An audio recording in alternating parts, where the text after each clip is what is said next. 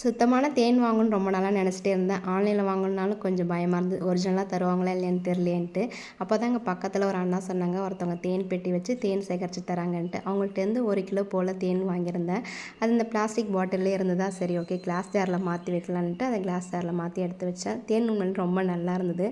ஊர்லேருந்து வரும்போதே பன்னீர் ரோஜா நல்லா ஃப்ரெஷ்ஷாக பூத்திருந்தது. அதெல்லாம் தினமும் சேகரித்து ஃப்ரிட்ஜில் வச்சுருந்தேன். அதை வச்சு ரோஸ் எசன்ஸ் நம்ம வீட்டிலே ரெடி பண்ணிடலாம், குட்டீஸுங்களுக்கு கலந்து கொடுக்கலான்ட்டு நானே ரெடி பண்ணேன். ரோஜா பூ நல்லா வாஷ் பண்ணிவிட்டு அதோட காம்பெல்லாம் ரிமூவ் பண்ணிவிட்டு அது கூட ஒரு 2 பீஸ் அளவு பீட்ரூட் சேர்த்து நல்லா அரைச்சி எடுத்துக்கிட்டேன். 1 கப் சர்க்கரை சேர்த்து 1 கப் தண்ணி சேர்த்து நல்லா கரைச்சிட்டு அரைச்ச அந்த பேஸ்ட்டு அது கூட சேர்த்து நல்லா மிக்ஸ் பண்ணி விட்டுட்டு இது நல்லா ஒன்றா இருக்கிறது பாதியாக சுண்டி வரணும். இது மாதிரி கம்மி பதம் வந்ததும் அதை ஆற வச்சு வடிகட்டி எடுத்துட்டோம் அப்படின்னா ரோஸ் எசன்ஸ் வீட்டிலே ரெடி. எனக்கு இந்தளவுக்கு கிடச்சிது. ரொம்ப நல்லா வாசனையாக இருந்தது. கலரும் பார்த்திங்கன்னா ரொம்ப சூப்பராக இருந்துச்சு. எனக்கு ரொம்ப பிடிச்சிருந்தது. நெக்ஸ்ட் இன்னொரு வீடியோவில் பார்க்கலாம். பாய்.